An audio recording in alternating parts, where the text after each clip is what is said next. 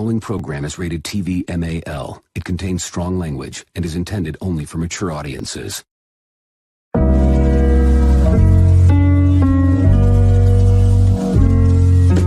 Can't stop the vision, man's got the feeling like running a marathon, and he's this close to the finish. Ain't no coaching ambition, either it's there or it ain't. But I'm someone in the oil, laying on the ground, counting lights after taking a loss. Might get belay applause, not yet a superstar with their names plastered on walls. I know that's fucking levels, but this ascension feels like a motherfucking treadmill. It stays of the mental, this ambition, it's a rental. Every flame dims eventually. Niggas march to the beat on my don't forget to credit me. Humble to a fault, don't get it twisted, I'm the fucking shit. Only shit y'all niggas got over me is the budget to buy all of them likes and them clicks, so get in the ring. I know for a fact, I'm knocking y'all on your ass. Your cats ain't seeing me, whether it be the pens or the pads. Don't give a fuck about the accolades that's padding your stats. Mad and ass motherfuckers can't do shit until it's garbage time. Y'all bunch of Joe Flacco's on the rhymes. I am not the mixing, I am not impressing. I do not believe you when you say that you're the best. Y'all are not elite, I promise you. Got the lions, I'm the hyena. I got a scrap for whatever I eat. Y'all be the Cenas, the Hogans and the Ortons. Y'all win cause you're supposed to. I fight because I have to. It's just another job, motherfucker. But y'all don't hear me, y'all don't hear me. I'm streaming a lot of both years. I make it stereo. I make it very don't quit. Ain't in my mood, set my eyes on the title. I promise that I'm a true threat. Expect me, motherfucker. But y'all don't hear me, y'all don't hear me. I'm streaming a lot of both years. I make it stereo. I make it very don't quit. Ain't in my mood, set my eyes on the title. I promise that I'm a true threat. Hype bomb. Nah, but y'all don't hear me though. I scream it loud in both ears. I make it stereo. I make it very don't quit. Ain't in my mood, set my eyes on the title. I promise that I'm a true threat. Expect me, motherfucker. But y'all don't hear me though. I scream it loud in both ears. I make it stereo. I make it very don't quit. Ain't in my mood, set my eyes on the title. I promise that I'm a true threat. Hype bomb.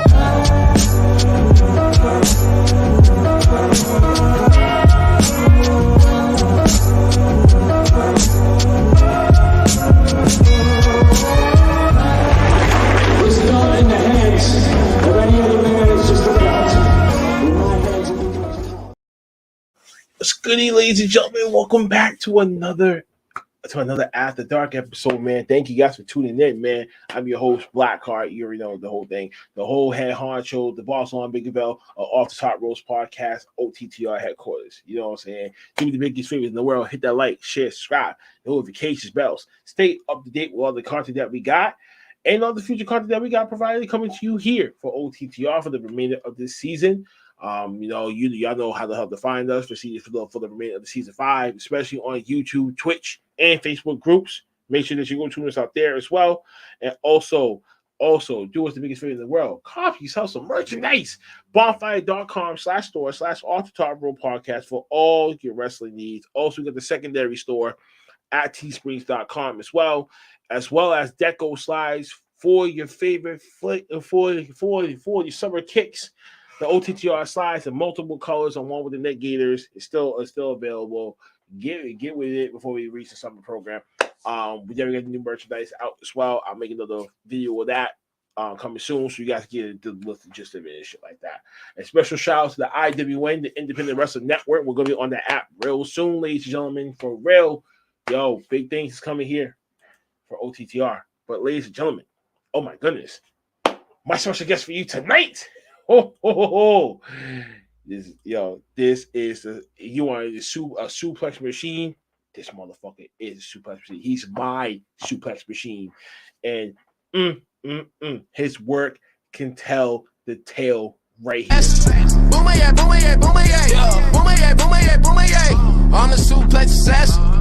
the suplex assassin. Yeah, Alex Kane put in work. You gon' end up in the dirt. Catch and shake up on the first. By the suplexing on the earth. Yeah, Alex Kane put in work. You gon' end up in the dirt. Catch and shake up on the first. By the suplexing on the earth.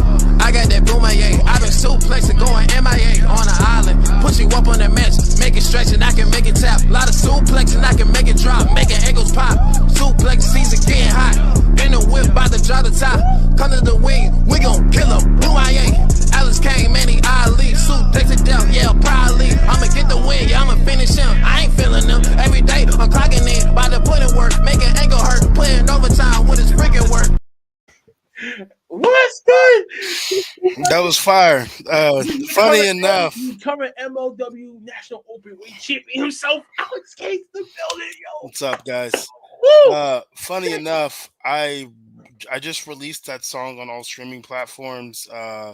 It dropped today, so that was cool.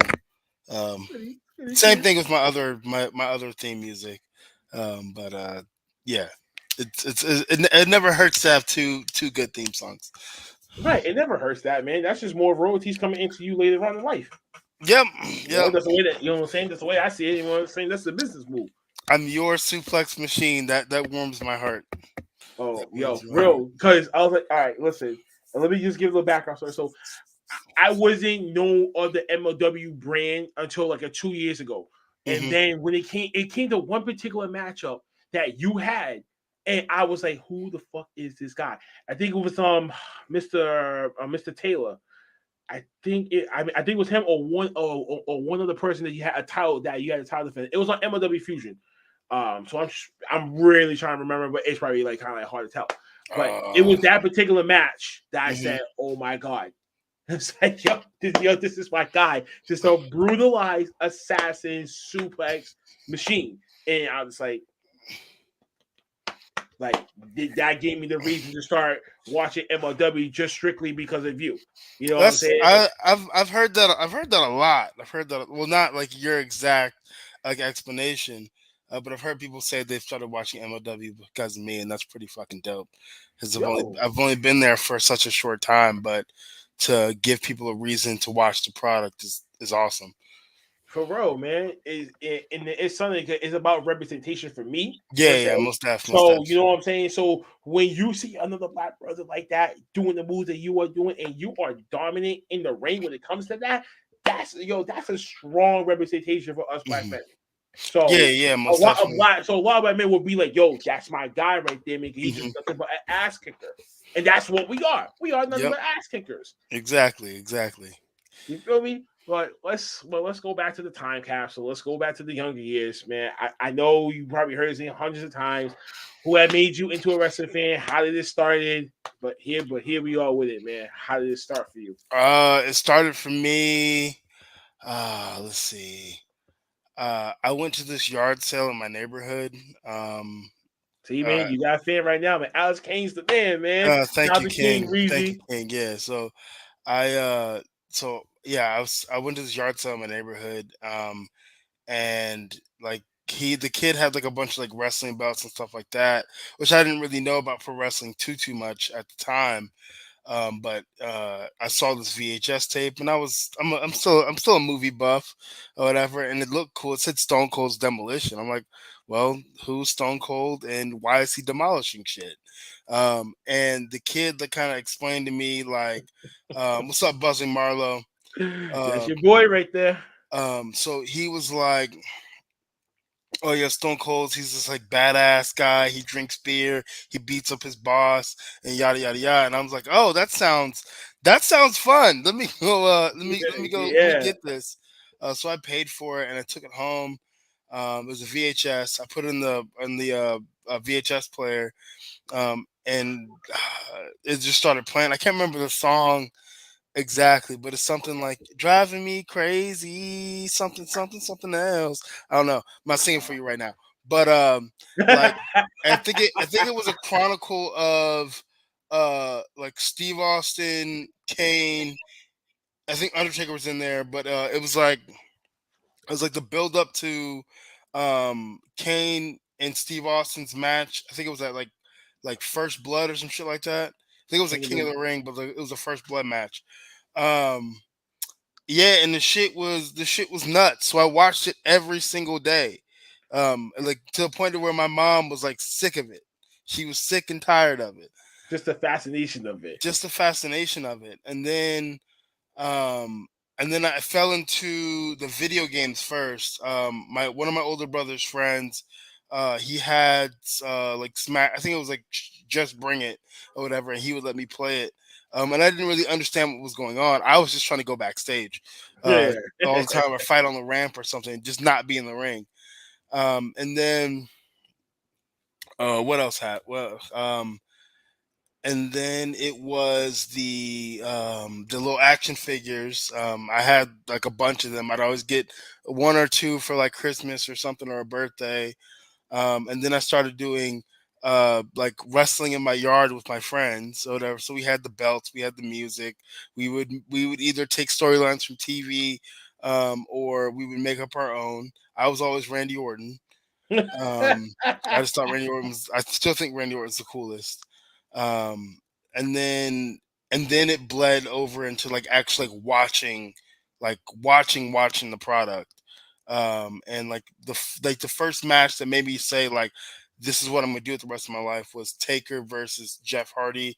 He's the undisputed championship match on Raw. It was a ladder match. Undertaker beat the dog shit out of that man. But I looked up at my dad and I was like, that's what I'm gonna do one day. And he was like, well, son, you put your mind to it, you can do anything. I was like, okay. And that was it. And that's how it was. For real, for me, it was it was the Undertaker at first when I was an infant, right? Mm-hmm.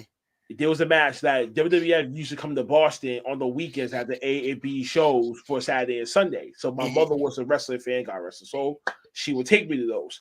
So I remember being there and watching the Undertaker in the main event against Hulk Hogan in a body bag match for the title. Even though that he had lost, he still got a tombstone on the Hulk Hogan. Even at the time, it was like unheard. Like he never was taking no finishes like that. No fucking, no big degree, whatever like that, right? Still pushed him in the body bag and carried it into the back. Ever since that day, it was that moment I was not only hooked onto wrestling, but it was the Undertaker that got me into wrestling, that opened up the door to the world that we see right now in the professional and independent wrestling world. Now later on, it was Stone Cold Steve Austin, just like you as well. I was a short little chubby little fat kid, always get picked on this shit. So when Stone Cold came on my TV screen, he was my inside voice and just brought it out to life as I got older. And I just said, you know what? Fuck this nonsense, man. I'm gonna say, yo, you want to get into it? We can get into it right here, right fuck down, man. Let's get it on. And that's it. It became that rebellious attitude, but that was the saving grace for me, and that was when I really knew this is something I wanted to be a part of for the rest of my life. There's no other place I'd rather be than somewhere in the wrestling industry. But if you are a diehard fan, and there's plenty of us podcasters, wrestling fans, wrestlers itself, and wrestling personnel that are huge wrestling fans, so this is in you forever, and it's not like a die down situation. It's not like an on and off switch. Yeah, and one day I hope I'm some kid's reason to watch pro wrestling. Like that'd be awesome. And then and for that kid to tell me like, oh yeah, or like maybe that kid becomes a pro wrestler and they're like, oh man, yeah, my favorite wrestler growing up was Alex Kane. I'm gonna be like, what? Oh, that's awesome. That's awesome. But yeah, that would be dope. Thank you, Marlo. Thank you, bro. I'm definitely trying to become a huge fixture. Kobe, we seen one half of the Dirty Heels in the building. Shout out to y'all. Dirty Heels, baby. Shout out to y'all dirty motherfuckers out there. They just sponsored a match of mine. My match with Darius Carter. Yo, those two motherfuckers over there, those are my dogs out there. Anytime when I go out to New York for a wrestling event, and I know that they're gonna be there. But the last time I was at Jarvis Slam, that's how I met these two. And those two, they live up to their word, all right. So, I can't deny that for a fact. They're great people, great boys, well into the independent scene. Me, I'm still a novice, so I'm still trying to get back into it after being off the pedestal for so long, and it's tough when there's so much shit to cover out there. You be like, yep, there's a lot to cover. And yeah, so you know what I'm saying. So I'm trying to get that, but they're on another planet when it comes to that. So shout out to y'all, man. That's the biggest thing I can fucking give y'all right now. But yeah, man. So as time go on, you hit you hit the preteen, teenagers about to go finish high school. Where was the decision when you said, okay, this is the time for me to go in and say, all right, now's the time for me to go into wrestling, or did you want to go to college first and get that out the way before?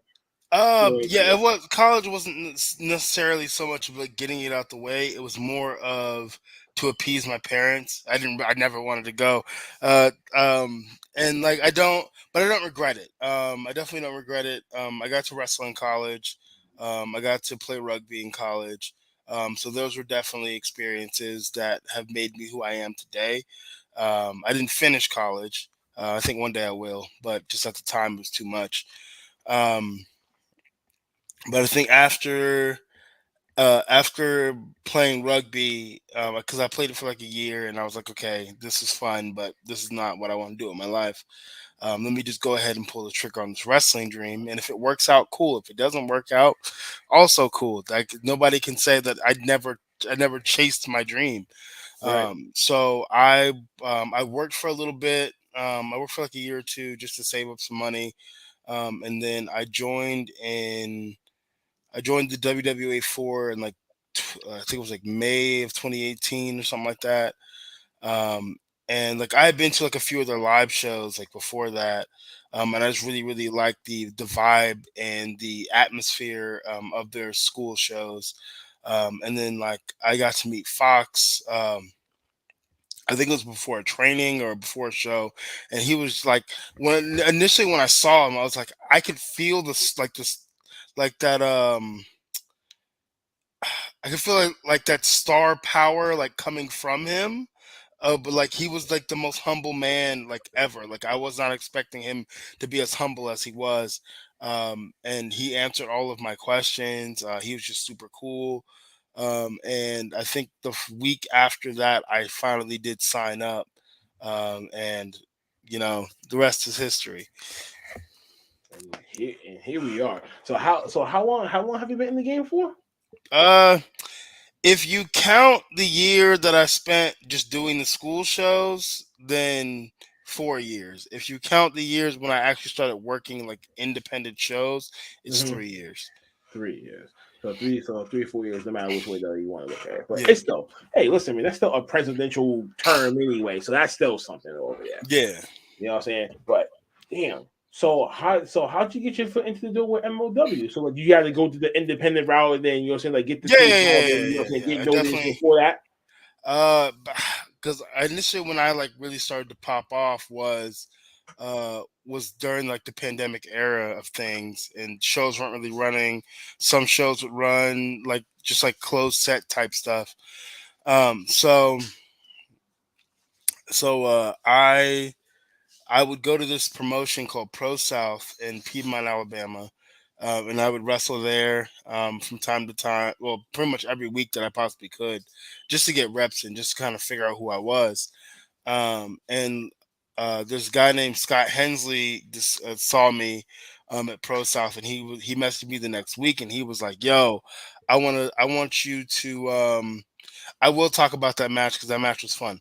The Listen, lightsaber man, your match. boy is already He all over really this is. game. But so yeah, Scott Hensley saw me and he offered me a spot in this future showcase, which was like all like the up and coming independent. I think all the up and coming independent wrestlers who, not all of them, but like I guess like the ones that he could get to that have only been in the game for like less than 5 years. Mhm. So I did that, and I wrestled. It was me versus Jack Griffin versus Nolan Edward, and like even though I didn't win the match, I was really put on a lot of people's radars just from that match, like just from like my performance. And then from then on, it just really kind of took off. I did Paradigm in Indiana. I was a standout in a Dan Severn seminar. And then I debuted on Paradigm, and like that Paradigm match really took everything off. Really like shot the rocket off, because like the finish of the match was the market can. It's the first time I've like used it and like in front of like a bigger audience. So when I hit it on the guy, it looked like complete death. And like people were like, "Oh my God, you killed Levi Everett." I'm like, "Yeah, I did. I killed Levi Everett." It's just like the impact, like when you seen Taz doing the whole suplex to Kurt Angle when he first debuted at Royal Rumble 2000, and how he Mhm. nearly landed on his neck and nearly knocked his ass out before Yeah. choking him out. you came in, like you said, you were a standout. So yeah, I don't know. I've had the conversation with Court about like how him and MSL found me. But he's basically told me like a fan from like Ireland had like tagged Court in a bunch of my stuff and said you really got to check this guy out. And like sometimes like I mean fans do that shit all the time, but and I think promoters or like owners of companies will look, but like if they don't like what they see, like Mhm. okay, on to the next. But he liked what he saw, and he told me word for word, like as soon as I saw, he was like, "We have to get this guy," which warmed my heart a lot. And then they hit me up, and it felt kind of like out of the blue when they did hit me up because I thought someone was pranking me at first. But yeah, they hit me up and they asked if I was interested, and I was like, hell yeah, and like did all the legal stuff, and then I had to wait till the open draft, and here we are. Here we are, man.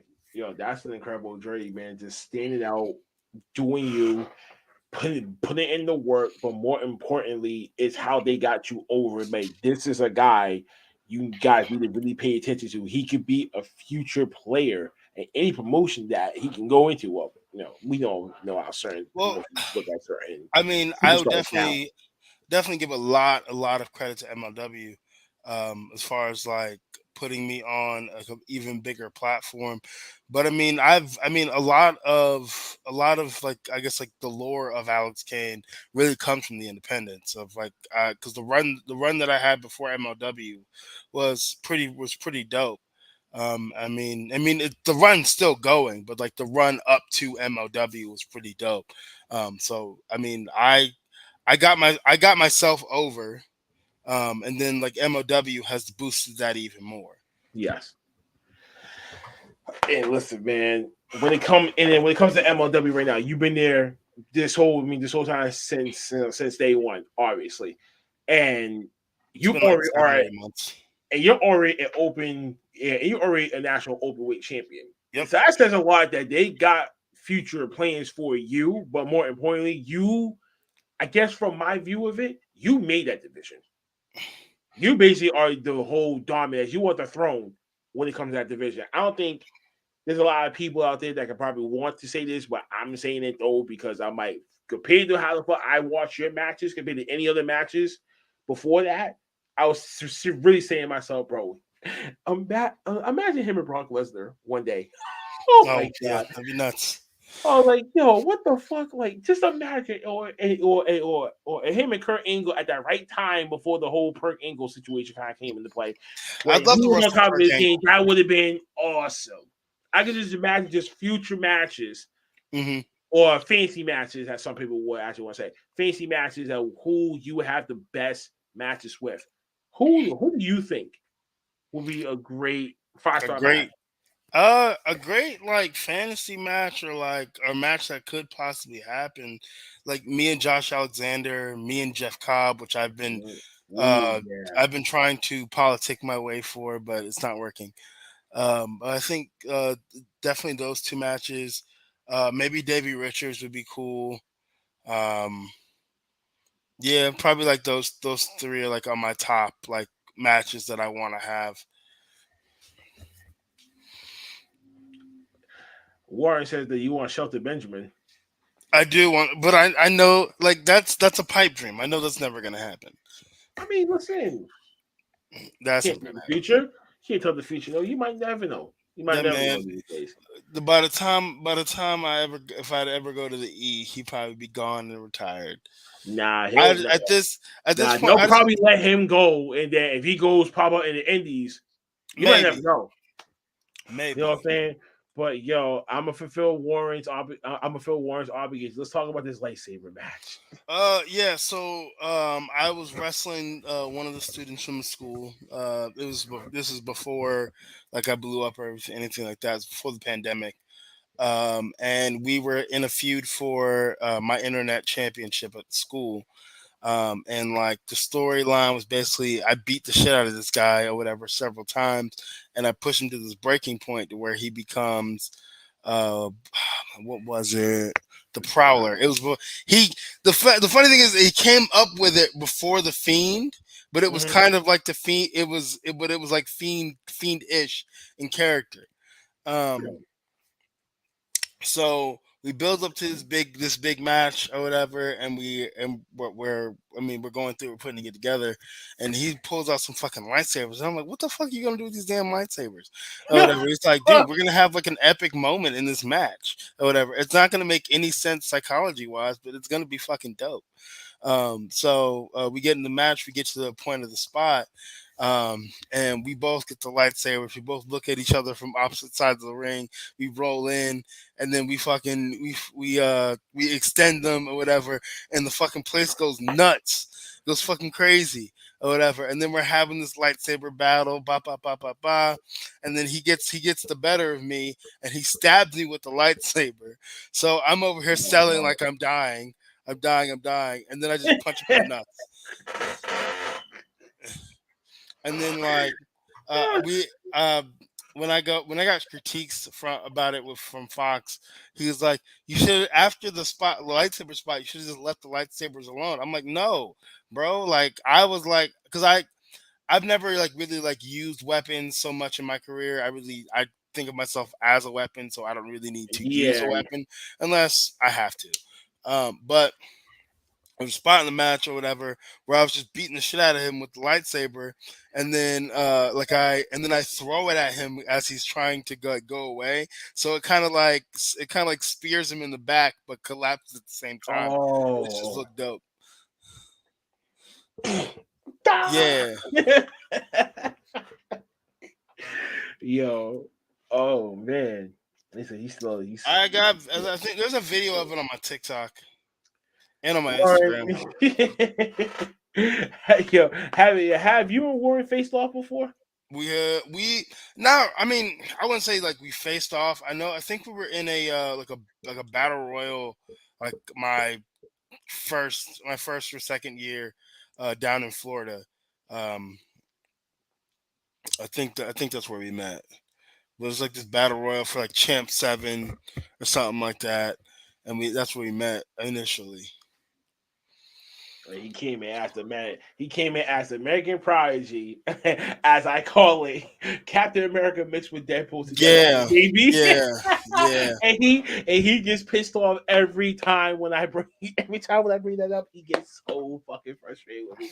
But he understands. I'll break your balls with him. But yes, Warren, It I was a say gauntlet you are match. the It was a Deadpool gauntlet Captain match. America.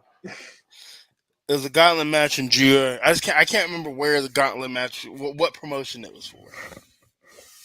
Wow. Sorry, Warren. Oh, wait a minute. He said in the gauntlet match, my last match in Georgia. Yeah, he's definitely right. I just don't remember what promotion. Warren, if you know the promotion, let us know, man. Oh, But oh, oh! I don't know the name of the promotion. I think it was like an AIWF show. It was at some like theater. It was me, Fletcher Malone, Logan Stevens was the champion. Um, yeah, I remember the show now. I remember it was like it was. I mean, it was 3 years ago. It was 3 years ago, like a few days ago. It was like the anniversary of me wrestling that show. Warren, Warren, I told you, man, you are the Captain America's Deadpool, and I'm still sticking with it. As you should. sorry, my man. But so, are we potentially going to be seeing a future MLW World Heavyweight Champion, Alex Kane? That's always been the goal. I mean, why would you sign with a company and then not want to be the world champion? And I don't care who it is. It can be Hammerstone, it can be EJ. If Calvin ever pulls his head out of his ass and learns how to win championships and matches, cool. Calvin Thomas. That was the name. Calvin Tankman, actually. Excuse me, Calvin Tankman. Yeah, I mean he's not very memorable. I wouldn't worry about remembering his name or anything like Damn. that. But I don't really care who it is, who's champion at the time when I start taking my way to becoming world champion. I will be MLW world champion, and you can quote me on that. Listen, if I gotta go to Vegas and put some money up, I mean, I might have to, but that's only if and only if. But yo, for real, yes, you do. Yeah, you definitely do. But say if another company comes calling, I mean, you're gonna answer that phone call. I mean, if the money's right and the contract's right, yeah, I'll answer that phone call. Say about the demographic over there about WWE and AEWs. I mean, yeah, definitely. It's, again, if the money's right and the contract's right, and the time and everything else is right, I'm going. Uh, I mean, I feel like I'm a game changing character, game changing personality. So like, if no one else can move the needle forward, it's definitely gonna be me moving that bitch forward. Definitely, hey, you are moving the needle when it comes to people watching MLW because they came to see you kick some ass. So I think that should be the tale right there. So think about how promotions really say, okay, we bring him in. I want him to come in and do the same exact shit that he did over there over here, and he can get the fuck over that way. You have any advice for some of these fans out here that always critiquing how every promotion has this, has that, or not doing Man, this, not doing that, whatever. I did a video about it the other day, but I really wish fans I get it, you're passionate about watching pro wrestling, that's cool, great, and awesome, but like sometimes y'all cross a line and it gets kind of disrespectful. It's Yeah, like man. just watch the wrestling, like watch it like you did as a kid. Like that's what made wrestling fun as a kid. Like you just watched it and you weren't trying to critique everything. You weren't trying to be little Dave Meltzers all the damn time. Just like watch the wrestling. But like when people start getting into like, oh, they shouldn't have booked this person like this, like you first of all, you're using insider terms, which is cringy as hell. Like you ain't gotta say, oh, this person wasn't booked right. Just be like, oh, I wish my favorite wrestler would have won this match, but he didn't. And like that happens. That's the whole point of like how booking is done. Your favorite is not gonna be world champion. Like, but to say that this person's being misused is stupid. Like, because like if you were so great at booking, you were so great at creating stars, you're great, so great at creating characters or whatever, then you would have a job doing that very thing. You would be trying to get a job doing that very thing, but you're not. You're just sitting behind your desk or your computer trying to tell people who have been doing this for decades like how to do their job. Like I don't really care how much you don't like Vince McMahon or whatever. Like I don't really care. The man knows what he is doing. No matter how much you think he doesn't know, he knows what he's doing. There's not a soul on this planet who knows more about wrestling than Vincent Kennedy McMahon. And he's been keeping WWE on at the top for as long as long as it has been, because he knows what he's doing. Like the IWC, like sometimes I think y'all get into the habit of like um y'all want y'all want everything that y'all want right then and there, but like when you if you really think about it, like you're not the audience that they're trying to cater to. You're not the little kids that they're trying to cater to. They're catering to children. And that's what every wrestler should really be trying to cater to is children, because that's who's gonna buy your merch. That's who's gonna be watching you. That's who's gonna be talking about you. That's who's gonna be saying, "Oh, when I was a kid, um, I wanted to be just like Shelton Benjamin. I wanted to be just like Triple H. I wanted to be just like Steve Austin. Those are the people who are gonna who you're going to influence to be that next generation. Um, and like everybody hates the PG era. I remember somebody told me, I don't know if it's true or not. It was a TikTok comment, but it was like the NWO was PG era. Um, and I mean, No, it I don't wasn't. think it was. I don't think it No, is. But no. he said the NWO was PG era, but I was just like, probably not. But like people shit on PG wrestling so bad, but like there's so many cool things to happen within the PG era. The wrestling doesn't have to be rated R or rated PG-13.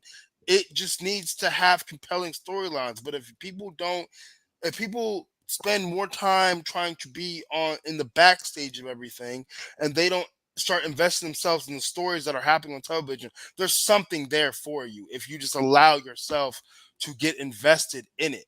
And then you can enjoy the wrestling. But if you're trying to be on the other side of the curtain the entire time, it's not going to be fun for you, and you're going to make it not fun for everybody else. Mm-hmm.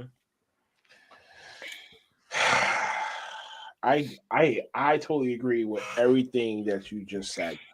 And it's a lot because I'm in the midst of this IWC situation, but I'm an old soul. I believe, like, yo, listen, these guys are just doing what they're supposed to be doing. They're bringing entertainment to the audience, but it's really, like you said, to the younger demographic, of course. So people like me, you know, I still feel like, so like, to me, people on the outside can't come in and can't do the shit that you guys do on a daily basis. They won't even have the Mhm. heart to even do it. So give them the respect that they rightfully deserve when it comes to that. So it comes to, oh, you guys should have been this, you guys should have done this. They need to do this thing with you. I'm like, well, we understand that, but at the same time, let God play His hand into this shit, and whatever happens, Like happens. we call like people. I personally think sports entertainment is a style of professional wrestling, but I'm not about to have that argument with anybody because it is what it is. But but just on the basis of just calling it sports entertainment, it's sports entertainment. So watch it like a damn sport. Like you're not gonna be over here saying like, "Oh, the Falcons lost. They didn't book the Falcons right. The Falcons they told the Falcons to lose." Like, no, it's like, Mhm. oh, they got their ass whooped or whatever, but they told a great fucking story, and that's all that has to be. Like, watch it like sport. Watch it like you watch any other TV show. You're not saying you're not watching Dexter or whatever. He kills this person. It's like, oh, he didn't kill that person right. Oh, he should have killed them this other way. They're booking Dexter wrong. Like, no, no. Word. So Yeah. why? It's a TV show. Watch it like a television show. Because I'm gonna be dead honest with you. Like, Oh, come on, be that honest with me, no, man. none of us, as far as wrestlers, give a damn about any of that shit or whatever. We're either we're getting paid, or we're having fun with what we do. At a certain level, you're getting paid really really good money or whatever. So there's no Mhm. thought of like, oh, I'm being misused, because you're making good money. Um, at my level, I'm having fun with what I'm doing, and it's just I'm fighting my friends for money. Essentially, we're creating these dope fucking stories. We're making people believe that. I mean, some people actually hate each other, and I mean that is what it is. But like, I'm over here trying to entertain you while chasing my dream, doing the one thing I always want to do with my life. Each and every week. Each and every week. I need you to enjoy that. I don't need all this other rah bullshit. If you want to be a booker, go book a damn show. Go apply to be a writer at WWE or AEW or Impact or hell, even MLW. But like but all this other nonsense that people be doing, like leave that shit at home, dog. For real, word.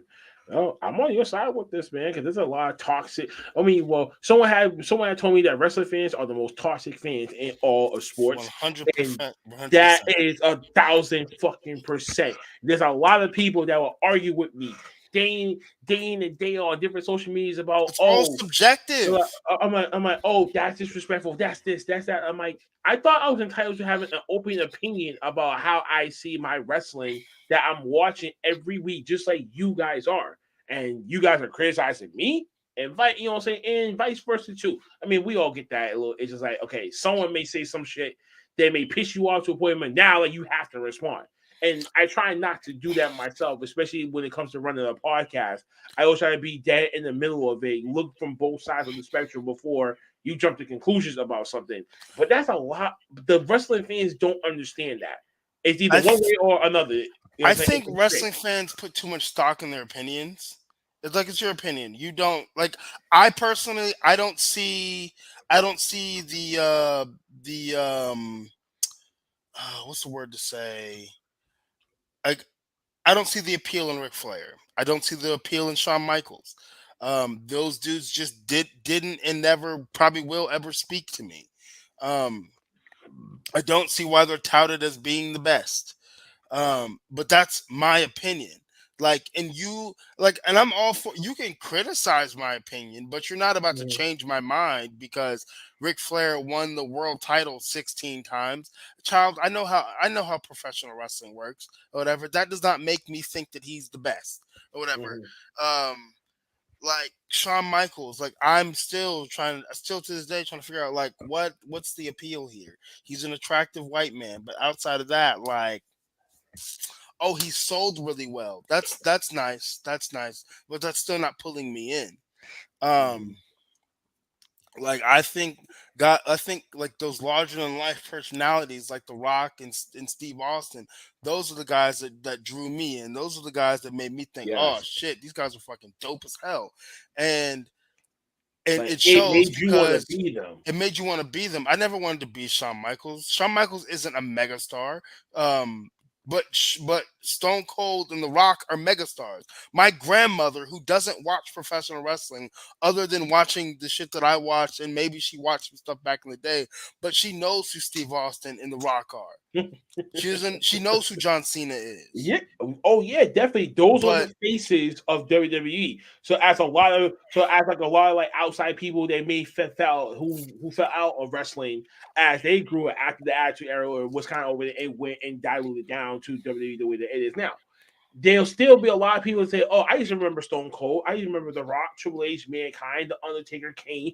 They will know the faces off rip because that was the time that they said this was the most best wrestling show I have ever watched. There's no other company out there that put it like that. And then we see how that kind of transgressions now. and then like the other crazy thing is there's people in this world that don't know that WWE exists. Like we think that like wrestling is such a small niche. Like it's such a small niche. We think it's this big, huge thing, but it's really not. Like I was at a restaurant the other day. Well, I wouldn't say the other day. Several weeks ago, and I had some MLW stuff on. So the waiter was, I mean, he asked questions. It looks cool, so you're gonna ask some questions. And he asked somewhere in this conversation, he asked if WCW was still the big company around. wow, You know how nuts that is? wow. And I wish I would have said, yeah, WCW is I definitely the wish you biggest would have one around. recorded that. I wish you would have recorded that, and people would have jumped on that like no tomorrow and would have Yeah, roasted this guy for nothing because he probably did not know that because he's but not that's a the favorite thing. Like wrestler fan. we throw around the words megastar and really megastar is probably the biggest one. Even superstar is one that's thrown around. But like until you transcend wrestling, you're not a megastar. John Cena transcended wrestling. Steve Austin transcended wrestling. The Rock transcended wrestling. Until you get to that, yeah, Hulk Hogan, in a way, yeah, Hulk Hogan also, even though it's fuck Hulk Hogan all day. I mean, Thumbs up for that quote. um, Goldberg, even though it's fuck Goldberg, and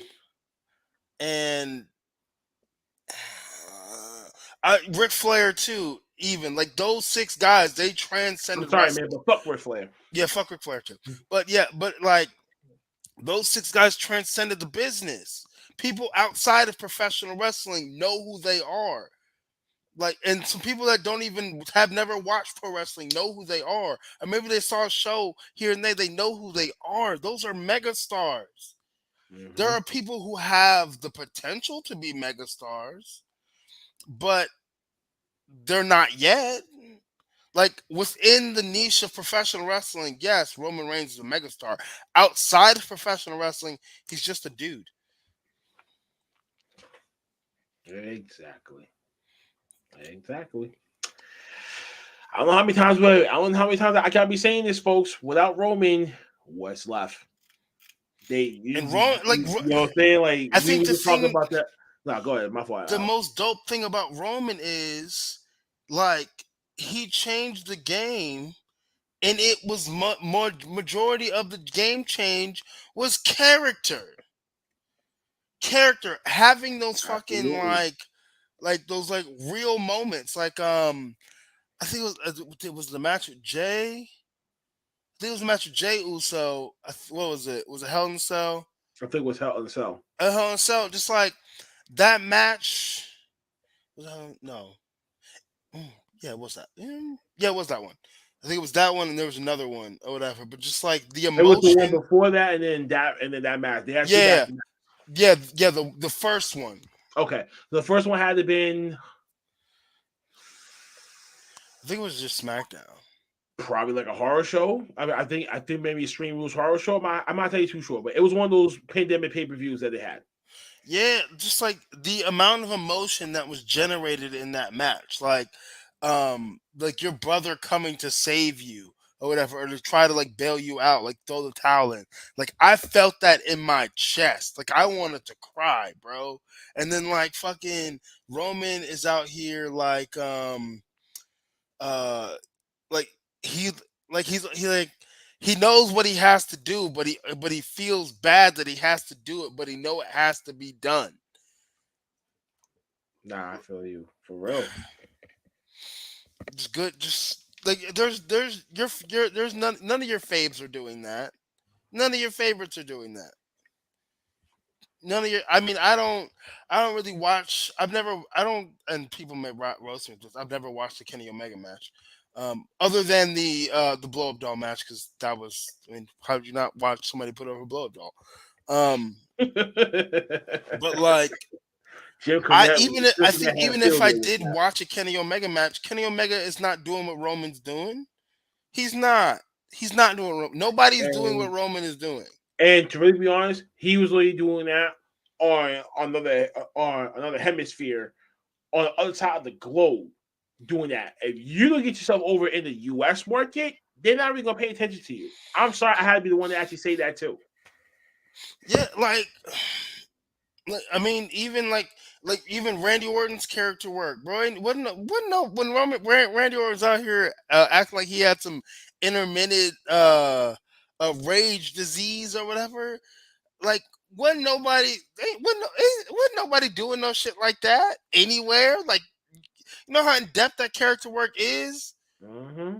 That's and that's not no shit that works up overnight. Like it has to be a timely basis That's the kind of development. character that I want to be. It's the kind of character that I strive to be. I could be seeing you making your own little stable, another just but suplex assassins, just these young suplex assassins that just need some guidance, and you are the Michael fucking Bivens. I'll never be that good. Malcolm Bivens is a god amongst men when it comes to being a manager. The And Boomerang you Fight see, Club. well, he's a free agent now, man. So I mean, He's you try I watched his stand up. He's not coming back to wrestling anytime soon. to. He's not coming back to wrestling anytime soon. He even said that. The Boomerang Fight, like that's kind. I don't necessarily want the Boomerang Fight Club to be like I guess like coaching up like other young like guys who throw suplexes, but like I want it to be I want it to be evolution esque, but like not like me have this huge ego like Triple H did. Like I want to get to a point to where I can help like elevate other people, and dominate every division and dominate the entire show. And really, like I always say it, like I run MLW, but I really want to make that a reality, a reality. Hell yeah. And I definitely want you to be able to do that too. Especially as you climb up the range, you climb up that ladder, you get the other belt underneath your belt, you have a few title rings, and then we come to the big fish, the big prize. That should be when it starts kind of slowly developing. So now all of you within due time will have or legitimate majority of all the gold in MLW. And that will make a huge statement. Bruh, And look at look, how the and look at how we did with him. I am going We to have bring something. somebody in every division in the Boomerang Fight Club, from featherweight up to heavyweight. Whether it's me or somebody else, I will have all of the gold in MLW at once in the Boomerang Fight Club a few times. Gonna try to walk out like Mike Tyson, man. Damn right. Yeah. Big shout out to Mike Tyson. Big shout out to Mike Tyson. Oh man. Like, yo, it's been a hell of a fucking roller coaster. I mean, like you said, if the money calls, you might actually pick that up. But Honestly, you were the cornerstone. We did. I mean, they're gonna try to build you into the cornerstone for MLW, and I think you're gonna be there for a very long time. To really be honest, myself. So I mean, the money's right. I'm gonna be there for however long I need to be. I know, but I know, but I'm still saying like I see you potentially being the cornerstone for this as when it comes to the future. Hmm. So definitely one of those pillars belong with your name on it, written in stone, of course. Hmm.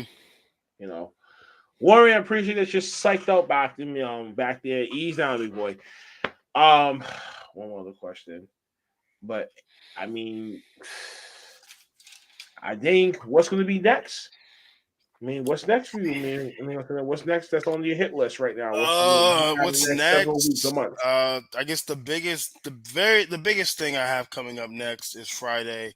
I've got a little bit of an open challenge, a little Iron Man open challenge to a Ooh.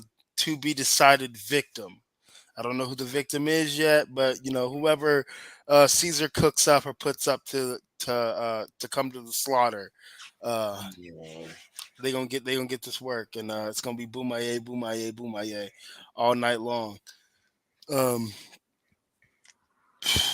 of if you have IWTV, Monday we did our Uncharted Territory, so that's up there. That was a fun show. Wrestled Jaden Newman for the first time. Really good wrestler, good friend.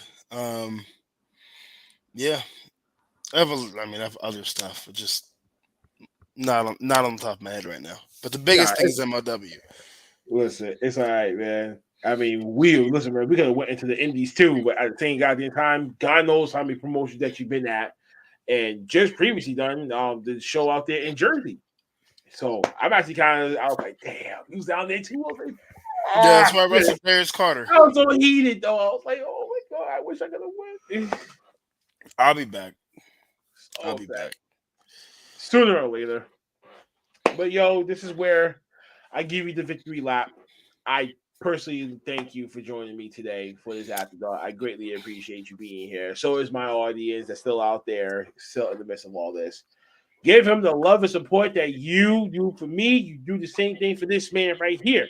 And you tell him where they can find the social medias, the merchandise, with the next set of matches that you got coming up. Just let them know this is your moment. Yeah, so my merchandise is on MLWshop.com and brainbustertees.com. Just search up Alex Kane. You'll find it. And then social media, Alex_Kane11 on Twitter, the real Alex Kane1 on Instagram, throwing bodies on TikTok. Follow me on TikTok. I should have at least I should have at least like 10K at this point. Like, come on, I should have 10K at this point. And then as far as wrestling goes, I have MLW in Philly this Friday, Square Run Pro in Dunlap, Tennessee on Saturday. Let's see what else. I've got total TWE on the 28th, 01 Pro on the 29th, Uncharted Territory on the 30th. That's Southeast First. And then in June, I have MLW New York. My first time wrestling in New York. Let's go. Whoa. You Can't know wait. that. So you guys are in the New York area when they come into town. Yo, make sure that you support this man right here. You know what I'm saying? Definitely that. Folks, Come see your you boy. already know. Y'all already know what the hell I want y'all to keep doing. Hit that like, share, subscribe, notification bells. Leave a comment below. Let me know what you guys think of the episode itself, the future stuff that we do got. Make sure that you show that some love and bless too. You know what I'm saying? Warren, Dre, everyone that came into the audience, I really appreciate y'all coming in here, man. Listen, I got a jam packed remainder of the week. I got WrestleNary to do tomorrow, the Fatal 4-Way match. Yeah, I have my own game show too. You might never know. I might actually call you back for that. Marlo, I live in Georgia. I live here. I've always been here. Hey, yo, listen, man. Warren, you might need to take that little drive over there, bruh. Stop being stingy with that gas money down there. But overall, ladies and gentlemen, we appreciate y'all being here. Y'all catch me tomorrow for Wrestling Larry, and you catch me again Friday for the last week of wrestling with the rest of the game. And we'll see what crazy shenanigans happen in the professional wrestling world this week. Alex, all the crazy stuff. Oh, good God. You don't want another half of it. But Alex, like I said, from me to you, I appreciate you for being here. Thank you. You know, we all say thank you here at OTTR headquarters. Greatly appreciate you being here, man. Thank you. Thanks for having me. Always. And for the rest of y'all at home, we bid y'all adieu. Motherfucker. I'm funny how? I mean, funny like I'm a clown. I amuse you. I make you laugh. I'm here to fucking amuse you. What do you mean funny? Funny how? How am I funny?